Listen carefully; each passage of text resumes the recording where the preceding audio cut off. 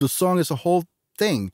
Like, what's the general color of the song? Mm-hmm. Like, yeah. I'm not thinking if the guitar is too bright. I'm thinking, like, what about the whole thing, you know? And then try to make it work as a whole, but not, not EQing to notch out something that is bothering me on whatever. That's a mixing step, right? Right. So I think that's so cool, because I feel like I've never thought about it. Like, I've interviewed a lot of mastering engineers, and I feel like I understand mastering now. But like, that mindset shift, how you explained it, is really, really good. Because I think that every time I've screwed up a mix by trying to master it myself is because I'm still in that mixing mindset, and I'm listening to the individual. Yeah, and you're trying to mix it from the master channel. Exactly. Which is basically impossible. You're like, oh man, this is doing good things to the kick, but it's messing up the vocal. Like, oh, maybe I should try that. Like, it's not the right approach, right? The approach is like, does this feel good? Yeah. Does this have enough low end? Does this have not enough low end? Is it making the song feel better? Is it making the whole song move? Does it feel bigger? Does it feel smaller? Does it feel too compressed? Is it too dynamic? Is it not dynamic enough? But you're not thinking about single elements anymore. That has to forget about that tambourine in the second chorus. That has to leave your brain, right? Unless there's a problem, and you cannot, or like, you can probably tell the mixing engineer, hey, could you drop the volume of the tambourine a couple of dBs, because it's a little bit too loud. When I limit, then it comes up too much or whatever. Yeah.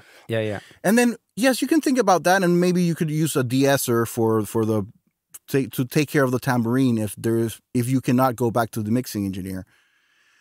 But you have to take in account that using a de-esser or a multiband compressor to control the tambourine will affect other things also. Right, exactly. So the guitars, the vocals. So you whatever. gotta like really hit the right spot on the side chain of the de-esser and be really, really, really subtle, and like A/B like a crazy guy. A/B a lot. Yeah.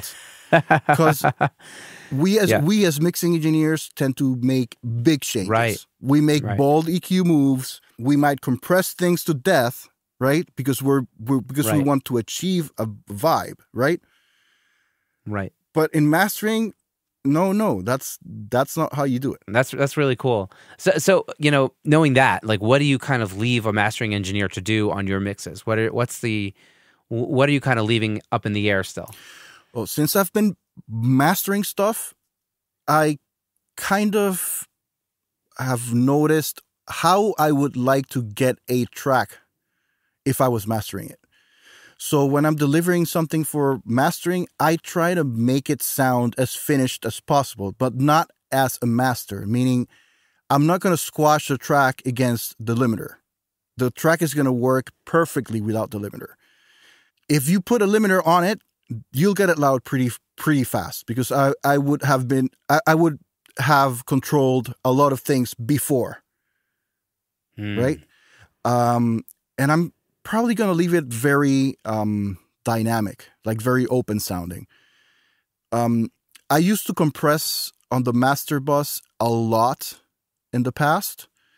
Now I might put a compressor for a specific color, but the needle is barely moving, or I might not use anything dynamics on the master. The thing is, you don't like, you have to be careful, because the artist wants to listen to the mix like it was already finished, like it was an already mastered product, right? Yes. So that I understand. Like, you will usually have to give the artist a limited mix, right? But you have to make your mix work without the limiter too. Right. Which is what I try to do, and I try to get it pretty loud without touching zero.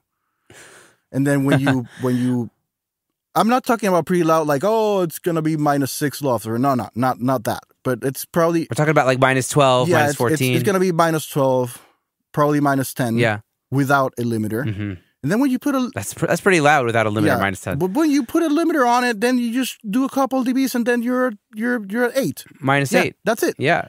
So... Then you're good. But I'm not giving the mastering engineer a limited mix. He can deal with the limiting. He can deal with whatever he wants to deal with. But I've prepared the mix to be easy to get to a louder stage. Yeah. You know, and that's taken me a lot of time to figure out how to do that and still make it punchy, because it is not easy. Yeah, no, it's a lot of work. I mean, and I guess I would say that I use a lot of the stereo bus processing to kind of get things louder, even if it's not like limiting. Like it's still like I'm usually using an SSL kind of bus compressor, that kind of thing. But it sounds like you're kind of starting from the beginning, like at the very source of the tracks. Like, is that true?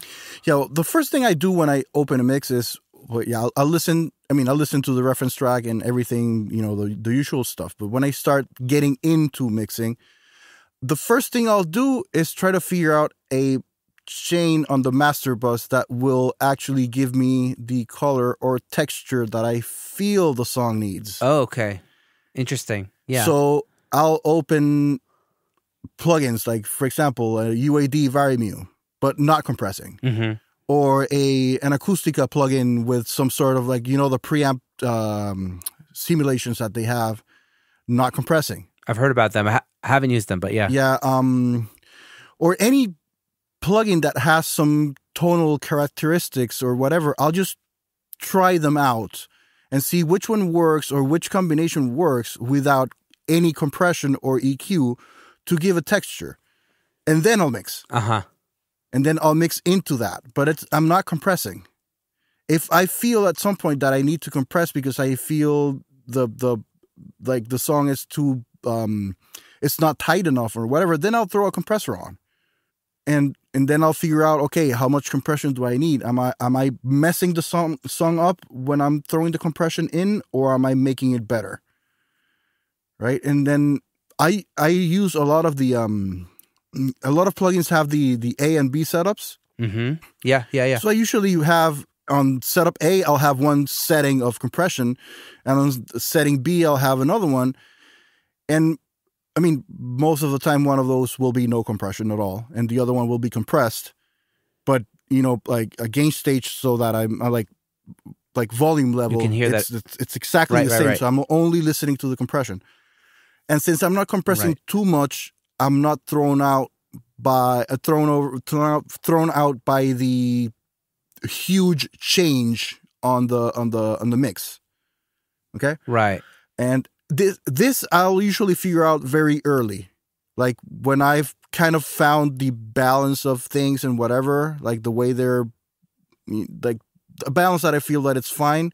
If I feel that like a rough balance, if I feel that it's not, all the instruments. if I feel that it's not tight by itself, then I'll throw a compressor on. But this is very early, like not even reverbs on or whatever, like very, very early. Yeah. And then yes, if I like the compressed version better, then I'll just mix the rest of the thing through the compressor into it. Yeah, right. Because if you mix a song and then throw in a compressor, that's not going to work. That's definitely not going to work. You have to mix into it. Right. Which is I always mix into the compressor. Which is the reason why I always try to find a texture before actually starting the mix. Yeah, I never thought about doing it like what you said about like the A B, and so you can have A be the compressed and B the uncompressed. That way you can hear what the unit is doing even if you're not compressing. Yeah, like if you just bypass on the compressor, then you're losing a bunch of other stuff. Yeah, but the thing is with some plugins, when you use the bypass button, it glitches.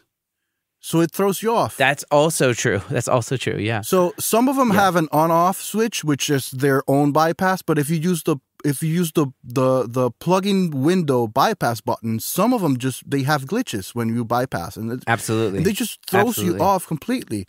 So if you use the AB button, there's nothing. There's no glitching. There's seamless. And then you just and as long as you level the affected signal correctly to the non-affected signal, you'll be able to hear what you're actually doing. And then you have to step back and kind of change your mentality to the mastering engineer's mentality, because here you're listening to the whole thing. You're not listening, right? Because we're talking about the master bus compression, right? We're not talking about the kick drum or the vocals or whatever. Like that is to glue the whole song together and give it a feel. So then you have to at that moment you have to change your focus, and then after you figure it out, then you change it back to mixing. Yeah, I super dig that. I've only, I know that you can use different kinds of consoles to get kind of different kinds of different like tones or like a different shape for the mix. Like so, like you could use like either like the slate, like what's it called, the VCC or the virtual console collection. Yeah. Yes, or the Waves NLS, or those kinds of things to kind of have like different kinds of consoles, and you can kind of switch between what is a Trident sound versus a Neve versus versus an SSL, and that could really like that kind of texture that you're talking about at the beginning. And the fun thing is, since they're plugins, like what does a Neve through an API sound? Or, right. Like you can just stack them. Go crazy. Yeah. And then just try to find something that actually works for what you're like. Whenever you listen to a song that is not mixed, you always have something in mind. You always come up with something. Then if you cannot come up with something, then just don't mix it, because you're just going to mix without any goals or any. You need a vision for the song. You have to know where you're going, right? Yes. So whenever you listen to the rough mix or to a whole bunch of tracks that are not mixed, you always imagine something. There's always something that comes up to your mind, and then that's where I start. Like that's where okay, this, like in my mind, this has a certain texture or a certain color, right? And then I try to get myself as close as possible to the general texture of the song first by trying stuff on the master fader. But again, it's color boxes. It's not compressing. Does this change from song? Does this like literally be like completely different every single time, or do you have like a few every single time? Every single time. So it's basically the search for the right color for this song according to my brain, right? I love this. Yeah, this is so cool. Yeah. So I mean, with time you start knowing how specific plugins, how they sound by themselves, and how certain combinations sound, of course, because you're always trying different stuff, right? Right. But the thing is, we're inside the computer. So the software is not doing anything to the sound by itself. So you have to do something for it. And that's why I start there. Right. The analog mentality of getting saturation and different. Yeah, so I try to whatever get that is, the glue. So I try to get like really soft saturation, meaning I'll open a certain plugin that has a certain color and just put it there and see if it helps, or if it doesn't help, or if it gets me closer or not to what I have in mind. But I'm basically saturating only. I'm not compressing or EQing. And then I'll mix through that process. Yeah, I'm also mixing through saturation these days. I'm using like the Black Box HG2. Well, that's a really nice one. Yeah. Yeah, and it just, I don't know, I take it off and everything just feels limp afterwards. Usually, I had to take it off recently from a mix, but usually it's just like it's bringing everything out. Yeah, the Black Box is really nice. I usually use stuff that is like way less than that than the Black Box. Black Box in terms of how much saturation. Yeah. Like for example, the Waves SSL compressor, the analog button. When you have it on or off, the sound changes a very tiny bit, right? With the UAD Varimu, the sound changes too, but it depends on how hard you hit it. So you can play with the headroom button and change how it's coloring the sound. And I'm pretty familiar with how it opens by default. I know exactly what it's gonna do to the sound. and one click to the left. Those two positions, I know them by heart. Like I know